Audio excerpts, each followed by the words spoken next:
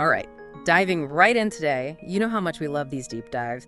And you guys sent in some fascinating stuff from Psalm 26, the New Living Translation, found over on YouVersion.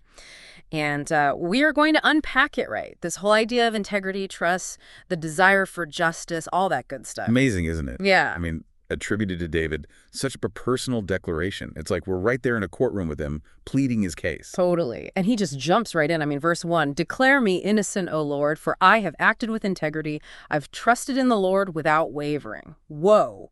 Bold statement right off the bat. No kidding. Claims innocence, unwavering faith, powerful stuff. And then later, verse 11, he doubles down, but I am not like that. I live with integrity. I mean, he's drawing such a sharp contrast here. Yeah. What do you think that tells us about how he sees himself compared to everyone else? Yeah. And for our listener who love to learn things quickly but thoroughly, this right here, these verses, they lay out the core value, integrity. Yeah. Huge. But he doesn't just say it.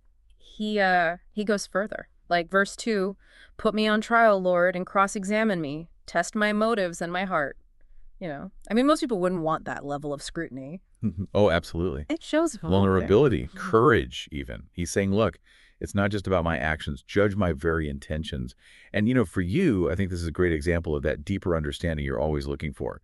True integrity, it goes way beyond just what you do. It's about who you are at your core. Right. And then, bam, verses 4 and 5.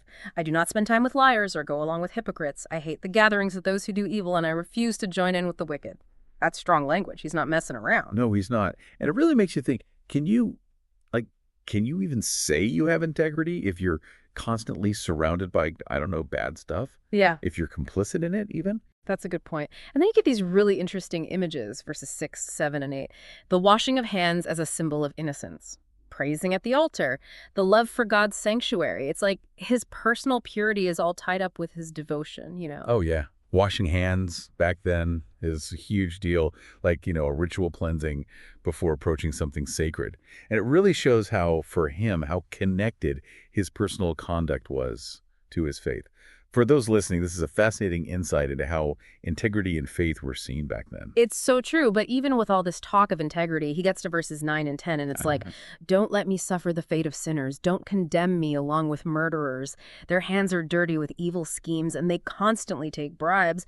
He sees all the bad stuff happening. He does. And here's the interesting part. He's putting his own claimed integrity right up against everyone else's wickedness. Does that make him feel more righteous? You know? Or is he genuinely asking to be judged differently? Which brings us back to verse 11. So redeem me and show me mercy. Right after saying he lives with integrity, it almost seems like a contradiction. Almost. But I think it's more about maybe recognizing that even when you try to live righteously, everyone makes mistakes. It's like he's asking for grace, despite everything. And then the last verse 12, now I stand on solid ground, and I will publicly praise the Lord. Hopeful, determined, he's ready to move forward. So to sum it all up, this psalm, it's about a man striving for integrity, open to scrutiny, rejecting evil, seeking justice, but also mercy. Exactly. And for you listening, think about this. We hear him claiming integrity, but also needing redemption. It's a fascinating tension. So in a world where right and wrong can feel so blurry, how do we find that solid ground in our own lives? How do we balance our desire for integrity with our need for grace? Deep stuff to think about. Thanks for being a part of this deep dive. We hope you'll keep exploring these themes from Psalm 26, see how they resonate in your own life.